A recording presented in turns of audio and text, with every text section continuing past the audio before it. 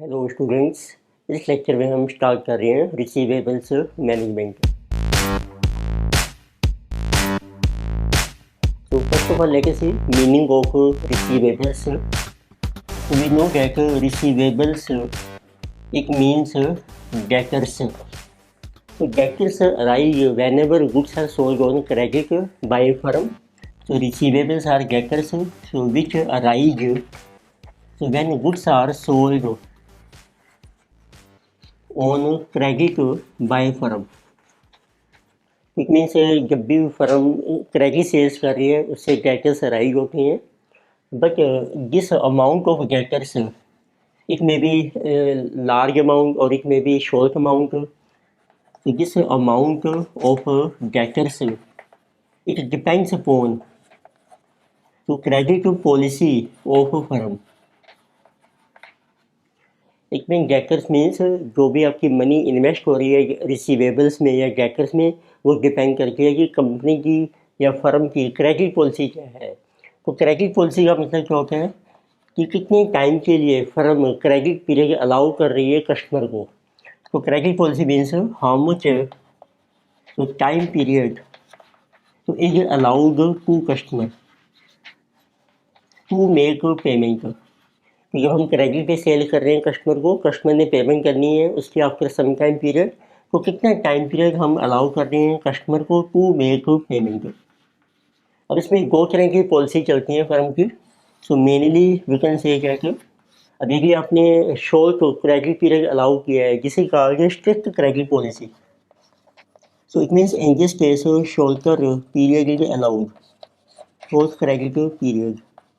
Okay, if we allow higher or longer credit period to customer to make payment, this is called our liberal credit policy. So it means in case of liberal credit policy, longer credit period is allowed. It means इसकी कोई definition नहीं है कि कितना short period है कितना long period है. तो जब आपकी दो पॉलिसी है उनको हम कंपैरिजन कर सकते हैं. सपोज कर लीजिए तो one policy is that company will allow 1 month credit to customers.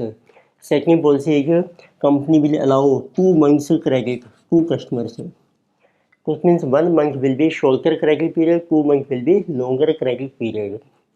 तो अब हमने हमारा जो ऑब्जेक्टिव है वो है कि जो क्रेडिट पॉलिसी है उसको इवेल्युएट करना है. आपने देखना है कि इनमें से कौन सी बेस्ट पॉलिसी है कंपनी के लिए. तो it means what is our objective is that firm has to evaluate credit policy and then firm has to select which one is better. फिर उसमें से आपको देखना है कि कौन सी बेटर पॉलिसी है आपकी. तो पहले देखते हैं कि दोनों जो पॉलिसी है आपकी स्ट्रिक्ट पॉलिसी और लिबरल पॉलिसी, उनका क्या इफेक्ट है हमारा फर्म के ऊपर. तो लेट अस से effects of these credit policies. So first is strict credit policy and second is liberal credit policy. तो अब देखेंगे जब हम कस्टमर को कम टाइम पीरियड अलाउ कर रहे हैं it means less number of customers are attracted. So what will be effect on sales. जो भी आपकी क्रेडिट सेल्स होंगी that will be low in case of strict policy. तो जब आप ज़्यादा टाइम पीरियड अलाउ करते हैं कस्टमर को to make payment, more customers are attracted. It means in case of liberal policy sales will be high. And what will be effect on, जब sales आपकी low हैं या हाई हैं तो effect on profit is also same. Profit is low, profit is high. But we also allow discount to customer to make quick payment. तो जब आप low period allow कर रहे हैं it means customer have to make payment quickly early. तो what about discount allowed to customer. जब आपको जल्दी पेमेंट चाहिए तो हमें डिस्काउंट ज़्यादा देना पड़ेगा कस्टमर को. डिस्काउंट के लिए हाई और लिबरल पॉलिसी में डिस्काउंट आपका लो हो जाएगा. Second what will be effect on bad debts. तो लो सेल्स हैं, जल्दी पेमेंट आ रही है, बैड डेट्स का चांस लो हो जाएगा. सेकंड केस में हाई सेल है, bad debts will be high. और कलेक्शन पीरियड कितना टाइम दिया है हमने स्ट्रिक्ट लिबरल पॉलिसी में, उसको ये भी कहते हैं क्रेडिट पीरियड भी आल्सो कॉल्ड कलेक्शन पीरियड. कि कितने टाइम में आपकी मनी कलेक्ट होगी डेटर से. स्ट्रिक्ट पॉलिसी में कलेक्शन पीरियड आपका लो है, लिबरल पॉलिसी में हाई है. तो उस पीरियड के बेस पर आपके जो फंड्स ब्लॉक होंगे डेटर्स में which is also called investment in debtors और रिसीवेबल्स। तो स्ट्रिक्ट पॉलिसी में कम टाइम के लिए आपकी मनी इन्वेस्ट होगी, इट मीन जो डेटर्स होंगे डेट्स विल आल्सो बी लो, और सेकंड पॉलिसी में इट विल बी हाई। तो जो मनी इन्वेस्ट हो रही है डेटर्स में उसके ऊपर हमें इंटरेस्ट का लॉस होता है, क्योंकि इस मनी को आप बैंक में डिपॉजिट कर सकते हैं या किसी और बिजनेस में इन्वेस्ट कर सकते हैं, तो उसको कहते हैं opportunity cost of investment in debtors. उस केस में आपकी जो मनी इन्वेस्ट हो रही है डेटर्स में दिस इज आल्सो लो, तो अपॉर्चुनिटी कॉस्ट भी आपकी लो होगी, और सेकंड केस में आपकी हाई हो जाएगी। तो इन चीज़ों का हमने कंपैरिजन करना है, उसका नाम है इवैल्यूएशन ऑफ क्रेडिट पॉलिसी। फिर आपने इनके बेस पर कैलकुलेट करेंगे नेट बेनिफिट, जिस पॉलिसी में ज़्यादा होगा दैट विल बी बेटर। तो उससे पहले स्टार्ट करते हैं कुछ टर्म्स जो उसमें यूज होती हैं, जैसे some terms which are used in this receivable management.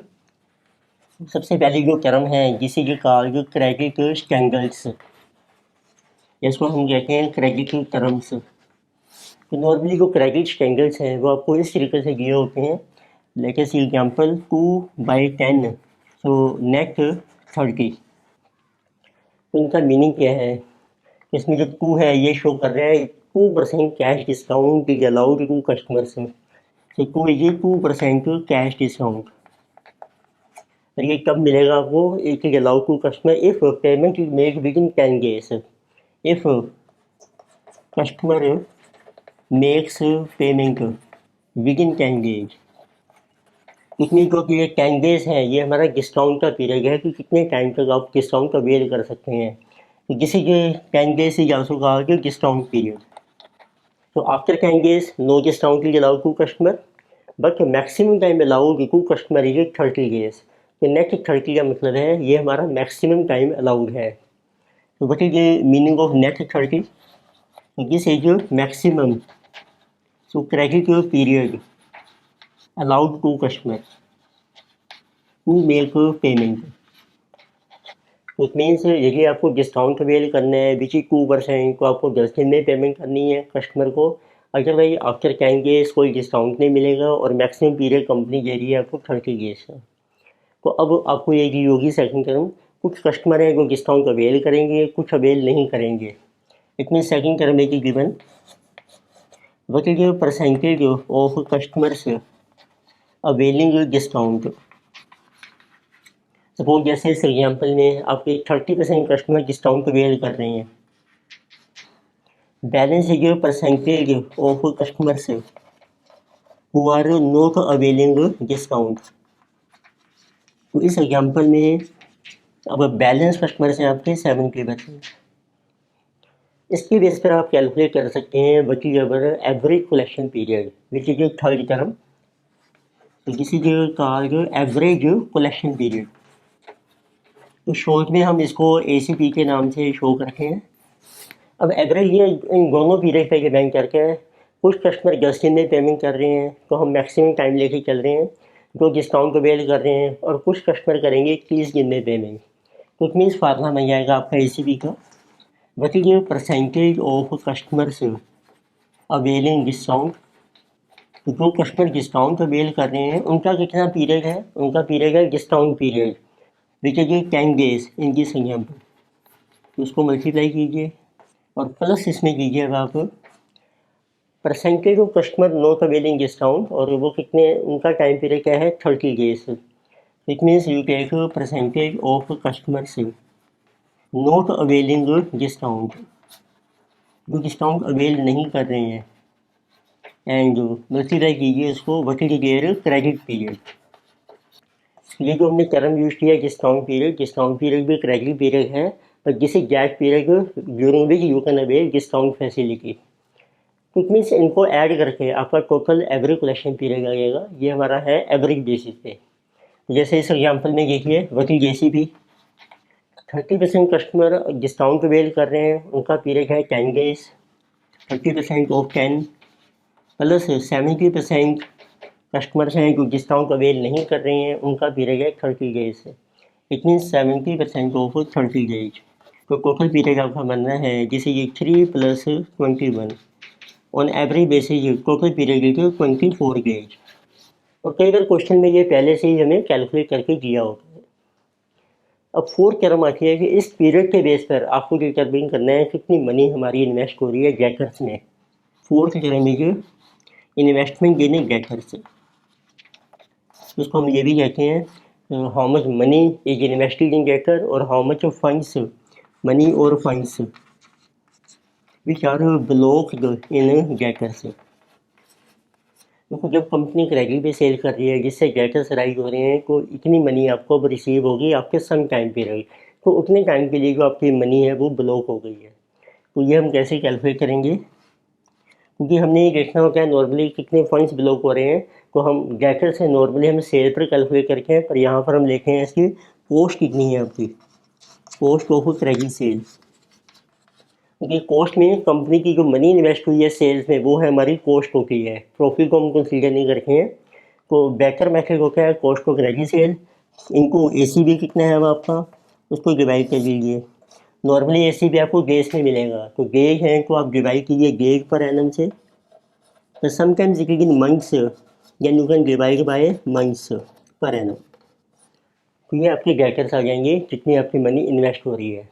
इसके ऊपर फिर हमें अपॉर्चुनिटी कॉस्ट दी होगी कितनी रिटर्न आपको मिल सकती है, तो उसका लॉस हो जाएगा वो हम कंसीडर करेंगे। तो ये डिफरेंट टर्म्स हैं, क्रेडिट एंगल्स हैं, कितने % कस्टमर डिस्काउंट अवेल कर रहे हैं या नहीं अवेल कर रहे हैं, can be calculate average collection period and can investment in debtors है।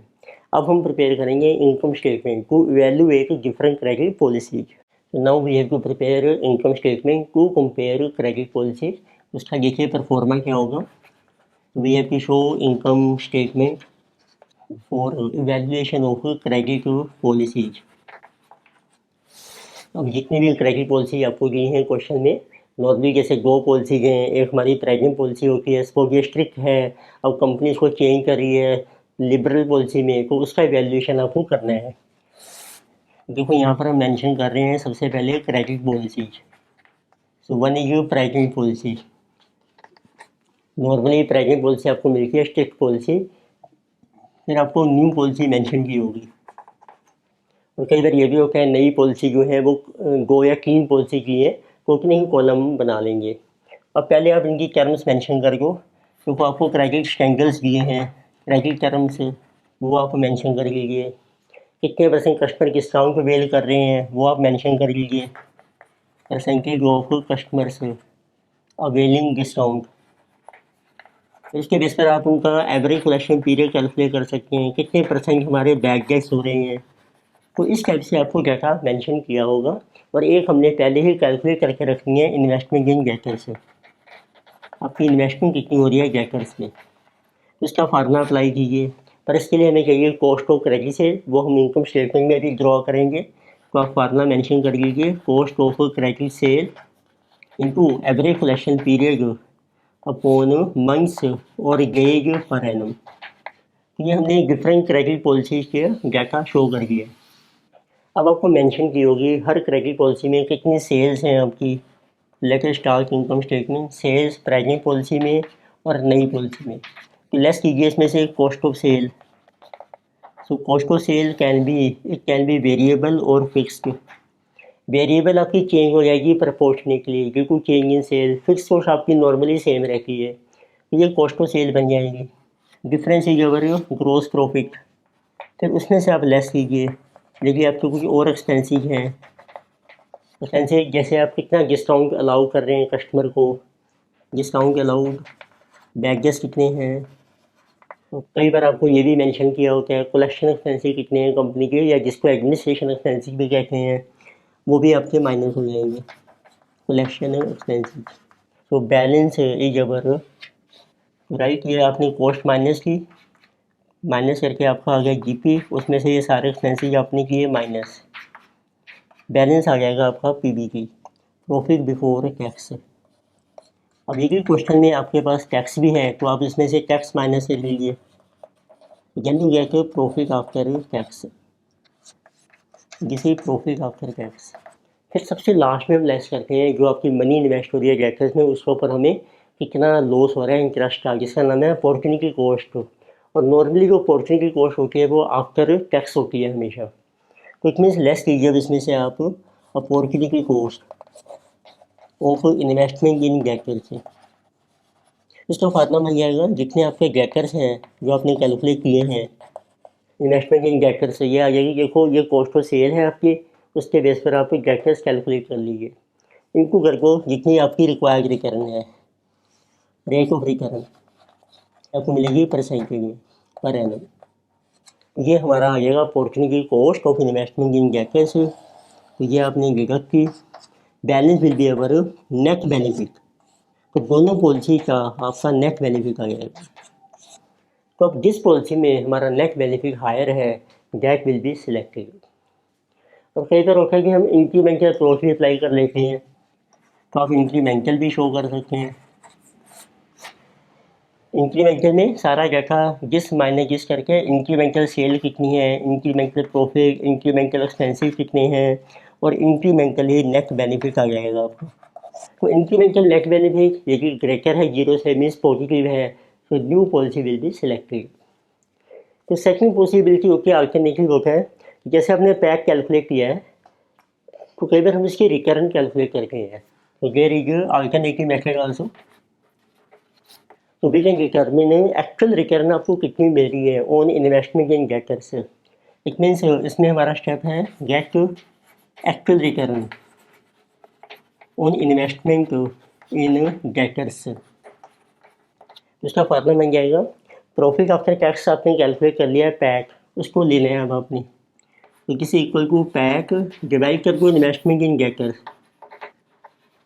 इतनी जो मनी आपकी गेटर्स में इन्वेस्ट हो रही है उसके अगेंस्ट कितना प्रॉफिट मिल रहा है और उसकी कितनी परसेंटेज है, दिस विल बी कैलकुलेटेड। अब जिसमें ये एक्चुअल रिटर्न ज़्यादा होगी provided it greater than required return, जो अब हमारी रिक्वायर्ड रिटर्न है ना उससे तो ज़्यादा होनी चाहिए। तो इट मीन अब आपने डिसीजन कैसे लेना है, if actual return it greater than required return, तो it means credit policy is selected. तो फर्स्ट रूल तो ये है कि एक्चुअल रिटर्न ज़्यादा होनी चाहिए तभी क्रेडिट पॉलिसी सिलेक्ट होगी। अब कौन सी पॉलिसी आपने सिलेक्ट करनी है जो जैसे जिसमें आपकी एक्चुअल रिटर्न हायर होगी, द पॉलिसी विद तो highest actual return will be best. जिसमें आपको सबसे ज़्यादा एक्चुअल रिटर्न मिल रही है वो आपकी बेस्ट पॉलिसी मानी जाएगी। तो ये था हमारा जो कॉन्सेप्ट क्या है रिसीवेबल मनी महंगा। अब हम स्टार्ट करके एग्जाम्पल, उससे आपको ये सारा कॉन्सेप्ट क्लियर हो जाएगा।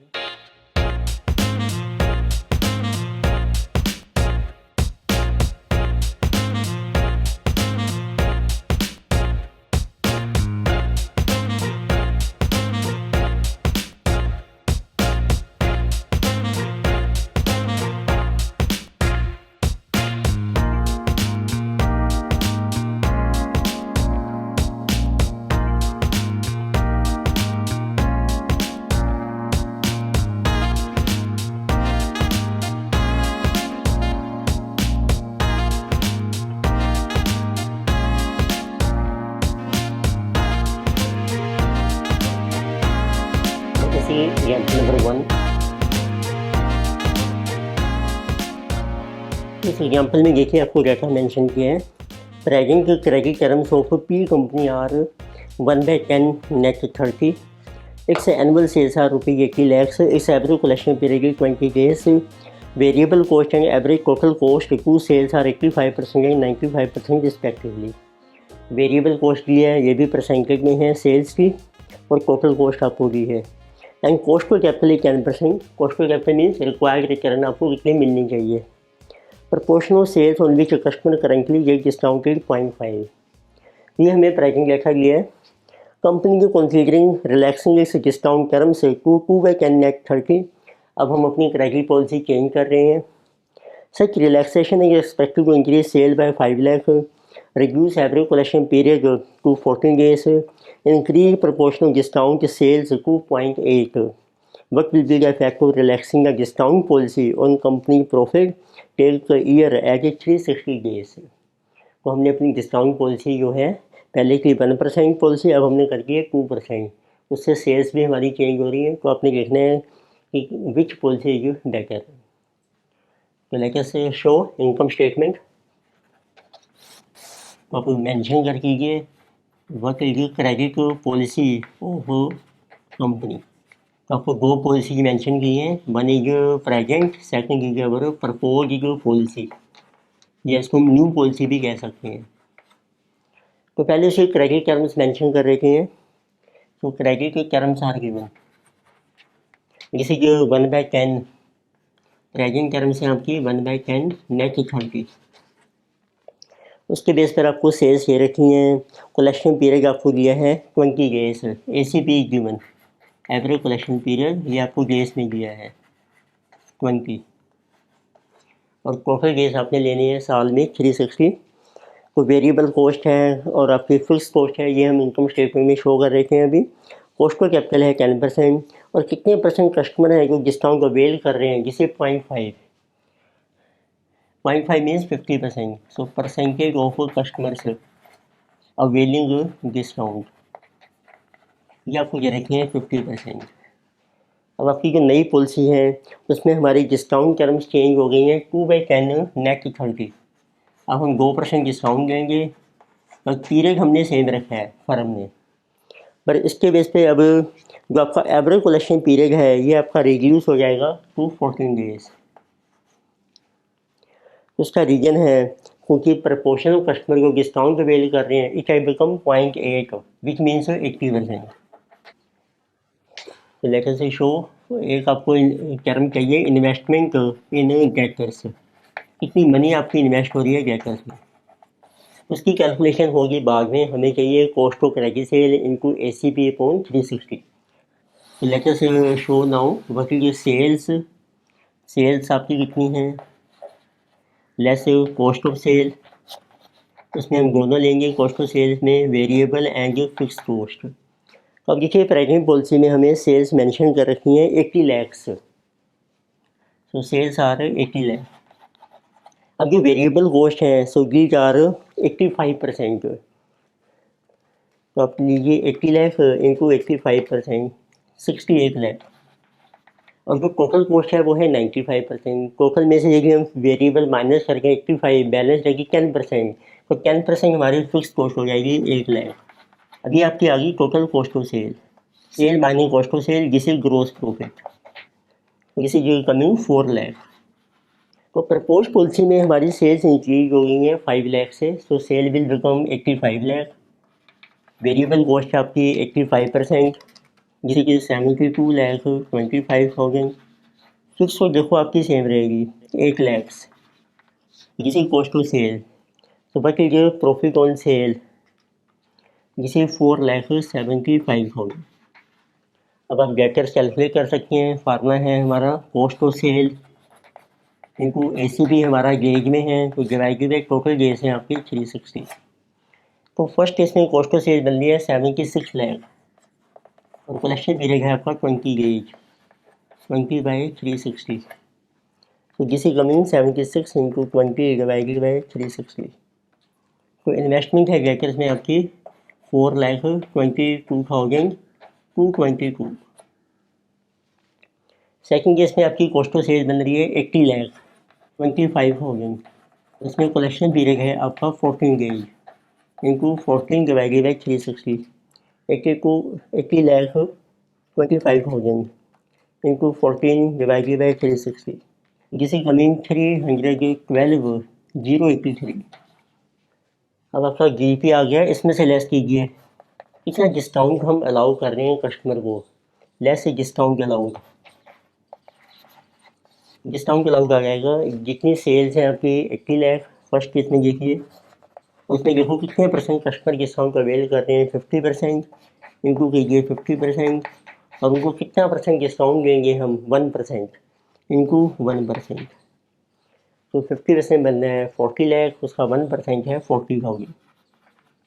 सेकंड केस में सेल्स हैं आपकी 85 लाख, तो कितने परसेंट कस्टमर है जो डिस्काउंट अवेल कर रहे हैं, 80%, उनका जो डिस्काउंट है जिसे कि 2%। You can calculate on 85 80% into 2%, so 1,36,000 is discount.